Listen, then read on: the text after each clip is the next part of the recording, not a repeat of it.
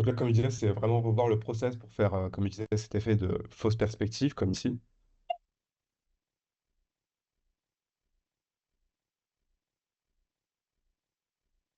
Voilà, donc du coup, on va voir le process. Donc en même temps, pas ça, ça va être l'occasion pour moi de me répéter et de revoir un peu tout le process depuis le début.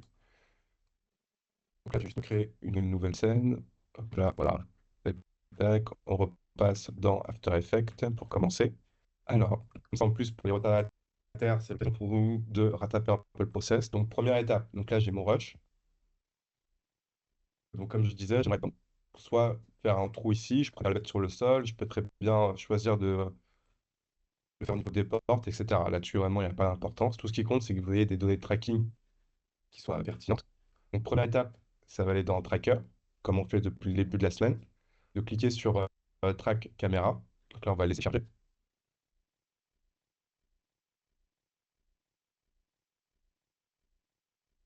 Oui.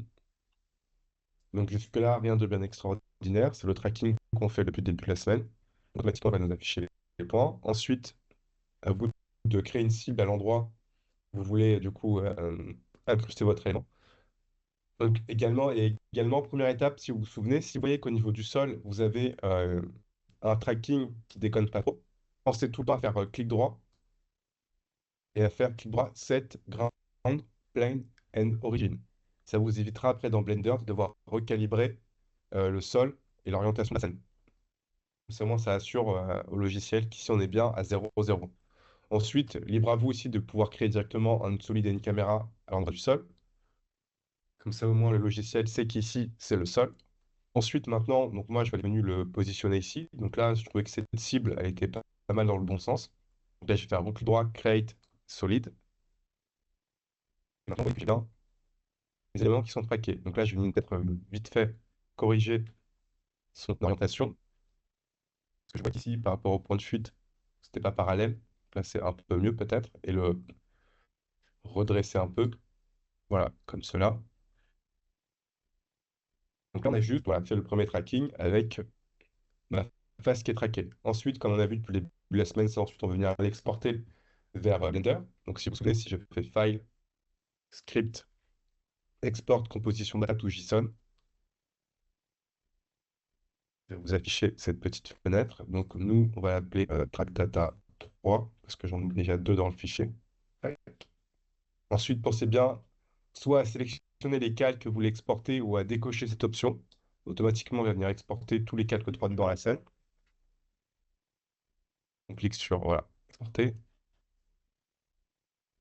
Ensuite, vous allez retrouver le track data 3 dans votre fichier .json. Ensuite, on va venir l'importer du coup dans Blender. Donc, fichier importé After Effects composition data.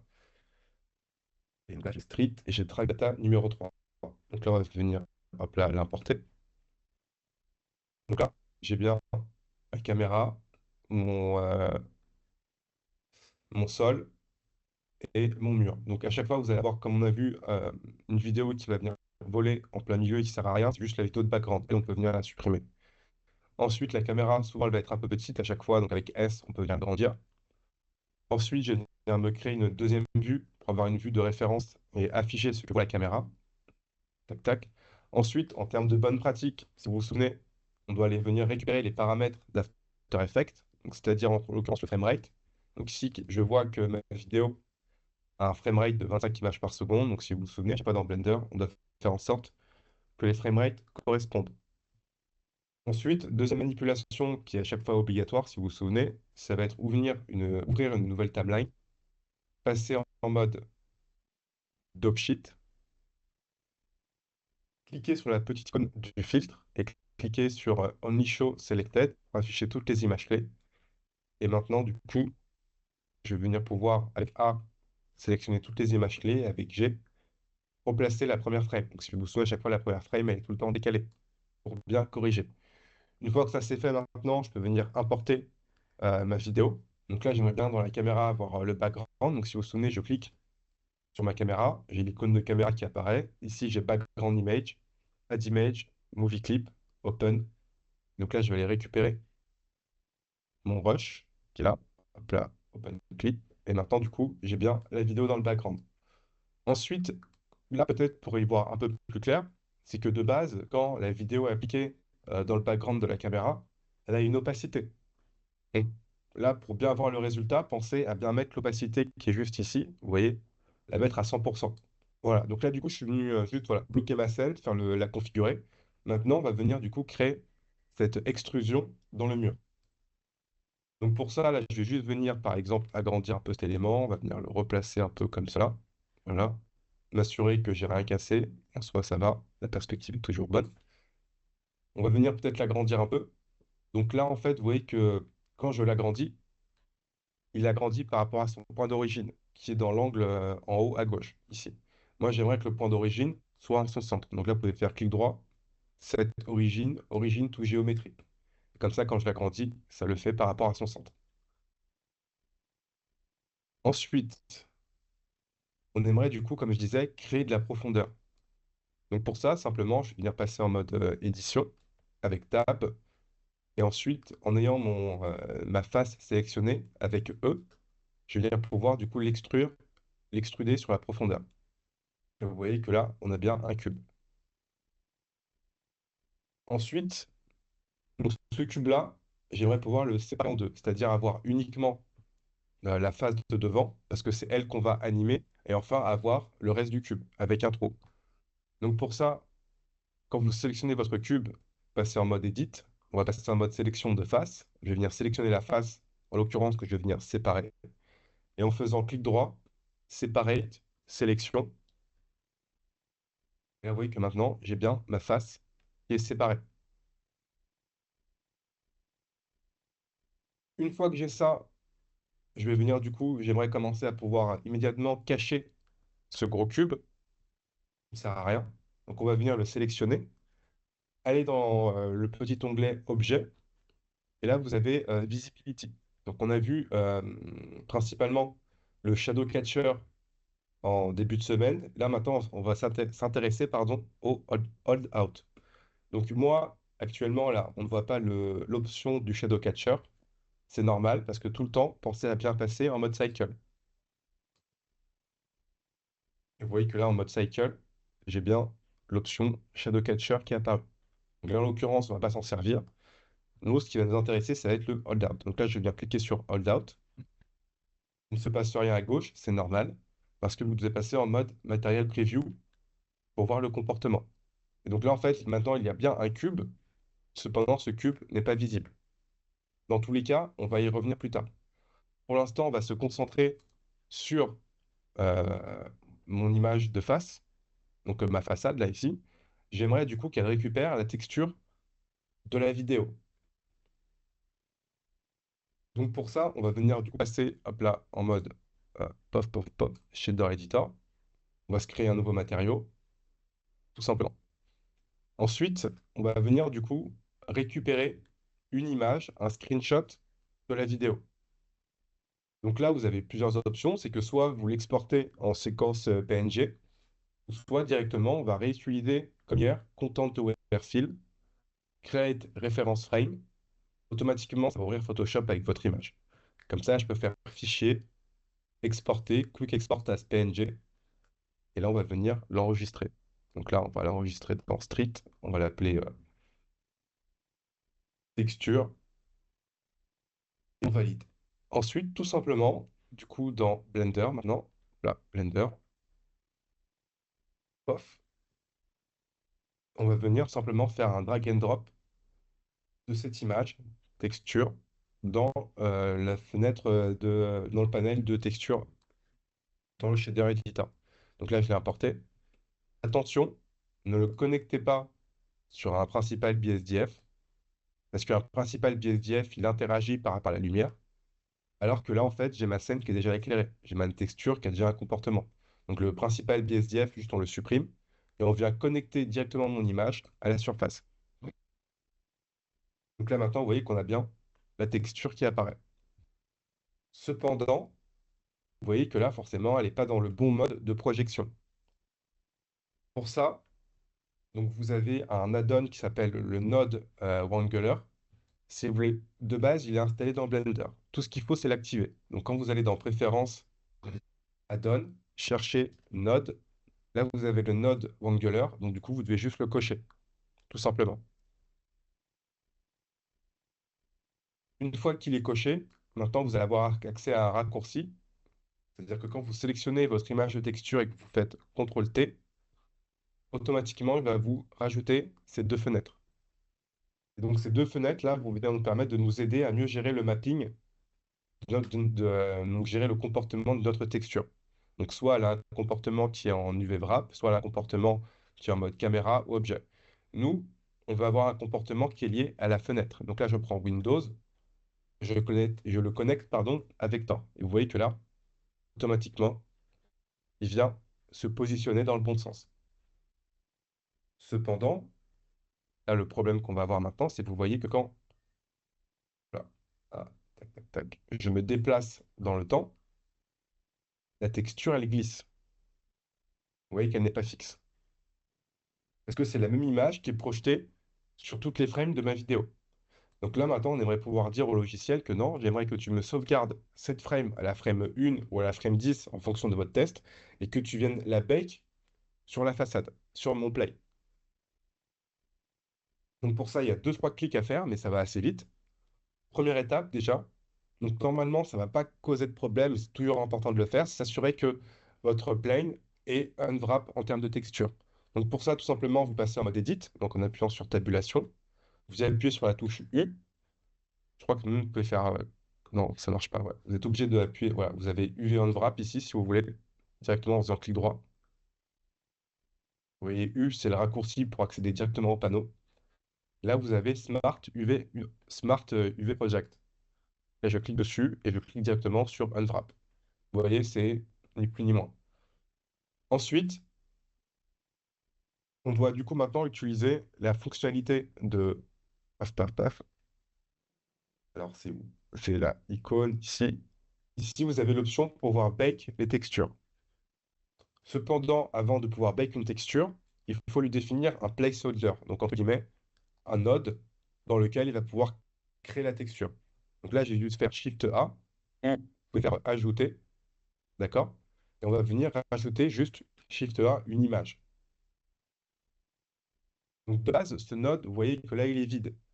Forcément, comme on n'est plus dragué, aucune image. Donc là, après, doit juste venir définir la résolution de cette image. Donc là, quand je clique sur New, de base, il vous propose de créer une image en 1024 par 1024. Là, attention, en fonction de la taille de votre élément, peut-être penser à augmenter ses dimensions. Moi, généralement, de base, je vais le mettre en 2048. Voilà, 1 x 2, tout simplement. Et on va l'appeler texture. Voilà, mur.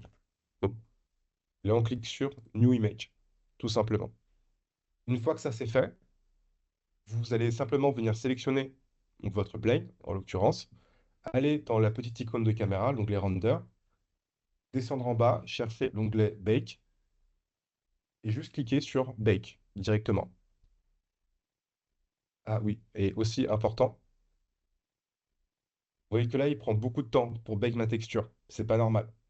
C'est parce que juste avant de bake votre texture, parce qu'en fait, quand il va venir faire bake la texture, il va venir du coup générer un rendu. Donc du coup, ce temps de rendu, pardon, va uniquement dépendre du nombre de samples que vous avez ici. Donc là, moi, juste pour le rendu, là, on va mettre les samples à 1 et à 1, parce qu'on veut juste qu'il passe un copie d'écran de la texture.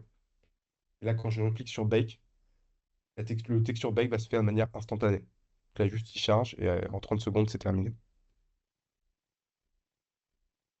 voyez, donc là, il a fini. Il est venu bake ma texture.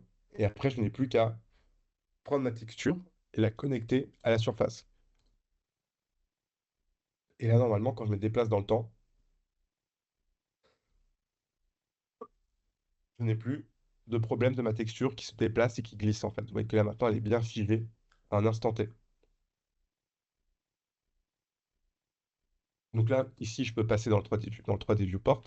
Vous voyez que là, on a bien la texture de ma face qui est bake. Derrière, on a bien le matériau, le cube qu'on a mis en hold out, donc dans la visibility. Voilà, vous voyez qu'il est bien coché hold out. Donc là, maintenant, juste à des fins d'illustration, Ma façade, là, je vais juste venir lui mettre une image clé. Donc, on va aller à la frame 10. On va mettre KL pour enregistrer sa position. On va juste venir la déplacer pour voir le trou derrière. Donc là, juste maintenant avec... Donc là, attention, vous voyez que ma face est pas forcément alignée sur X et Y. Donc si je la déplace avec GX, vous voyez que là, il la déplace pas forcément en ligne droite. Du coup, parce que je suis dans un mode de sélection qui est global. Pensez à la mettre en mode local. Et maintenant, quand je vais appuyer sur GY, vous voyez que là, il déplace bien dans le bon sens. Donc là, c'est simplement pour voir le trou que j'ai fait ça. Et donc là, maintenant, il nous reste juste une seule manipulation à faire. Ça va être de dupliquer le cube sur lequel on a mis le holdout. Avec S, réduire légèrement son échelle. Vous voyez qu'il là, il est juste un peu plus petit que le plus grand. Vous voyez qu'il a les deux cubes. Et sur le cube maintenant qui est à l'intérieur, on va juste venir désactiver le holdout. Et là maintenant, vous voyez que j'ai bien une perspective dans mon plan. Donc là maintenant, je peux remettre ma face au bon endroit. Et maintenant, on va venir l'animer. Donc là, hop, j'aimerais qu'elle rentre à l'intérieur du cube pour faire apparaître. Donc là, au début, pardon. Donc là, au début, on va sélectionner ma face. On va venir enregistrer son échelle avec KS. On avance de quelques frames. On diminue un peu la face. Voilà, comme ça, on enregistre KS. On enregistre sa position avec KL. Donc là, c'est juste les raccourcis en fait pour mettre des images clés directement. Et enfin, maintenant, avec GY, voilà, la 20e frame, on va venir faire ça rentrer à l'intérieur. Et on enregistre avec KL. Et maintenant, du coup, j'ai bien cet effet de, on a un mur, génération, la ouverture, et là, vous voyez qu'on a une perspective dans ce mur. Et après, du coup, rien ne vous empêche. Là, par exemple, avec Blender Kit, matériel, et là, on va mettre briques. C'est ce que j'ai fait. Voilà, on va mettre des briques. Elles sont un peu petites. Voilà. On va juste repasser dans le shader editor. Et vous voyez que là, on retrouve aussi les deux options. Donc là, j'aimerais pouvoir jouer avec la scale. Donc, petite parenthèse. Donc là, ça n'a rien à voir avec le tuto, hein. Juste que vous voyez, du coup, j'ai deux mappings. Et c'est ces valeurs-là, justement, qui viennent définir la scale. Cependant, j'aimerais que j'ai le même chiffre. Ah non, quoique là, on a 1 et 5. Bon, bah, on va juste jouer avec ça. En fait, moi, chaque fois, ça me fait chier d'avoir trois valeurs. Du coup, je vais créer un node qui s'appelle value. Comme ça, j'ai uniquement un seul slider pour les trois textures. Parce que sinon, c'est relou à chaque fois. Voilà, comme ça. Donc là, maintenant, quand je repasse hop là, ici, voilà, tac, tac, tac. Donc je repasse en mode objet, hop, hop, hop. Donc là, maintenant, oui, j'ai bien mon mur qui est normal. On a un trou qui apparaît et la texture à l'intérieur qui apparaît.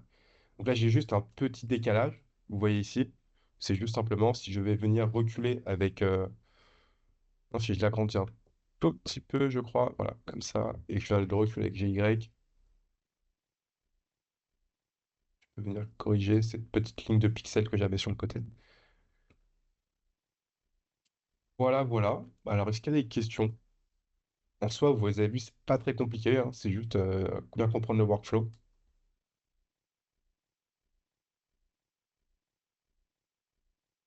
Moi, ça va, monsieur. Très bien. Et les autres, du coup, comment ça se passe pour vous? J'aime bien, ça va. Dans tous les cas, vous avez la vidéo, je vais vous la partager, vous pourrez la revoir. Oui, pardon? Ah non, non, je disais que ça va aussi. Et du coup, on peut mettre, par exemple, un meuble ou un objet à l'intérieur du carré. Complètement. Après, donc par exemple, hop, hop, hop, hop. Donc là, si je fais ça, Shift 1, on va mettre une sphère. Mettre voilà, iconosphère. Hop là. Hop, hop, hop, hop. Donc là, je vais juste faire ça. Shift S, sélection tout active. Voilà, GY. Voilà. Oups. Juste pour le mettre à l'intérieur. Alors, hop, encore le reculer un peu. Ah oui, parce que là, je suis en mode de. Je vais passer en vue de dessus, on va pas s'embêter. Voilà, comme cela. Et donc là, on voit bien au début, j'ai mon mur qui est fermé. Là, je mets fait un petit zoom, et plus on avance, et plus on verra du coup mon objet qui apparaît à l'intérieur. Ok. Merci. Ça, monsieur le cours, vous allez mettre sur le Discord de la classe? Non. L'enregistrement? Oui. Ah oui, bien sûr, je vais en fait, le problème avec Teams, c'est qu'après, il faut une petite heure pour juste compresser la vidéo. Je vais la retélécharger, je vais vous remettre un lien YouTube aussi directement. Ok, bah merci beaucoup. Voilà, voilà. Donc c'est bon, il n'y a pas de questions pour vous. Donc, en soi, vous avez la vidéo, vous pourrez la revoir. Donc déjà, rien qu'avec cette méthode-là, vous pouvez tout de suite voilà, rajouter des nouvelles dimensions dans vos scènes, dans vos plans, tout de suite vraiment créer de la profondeur, des fausses perspectives, et ça peut vraiment aussi rajouter des effets intéressants, quoi.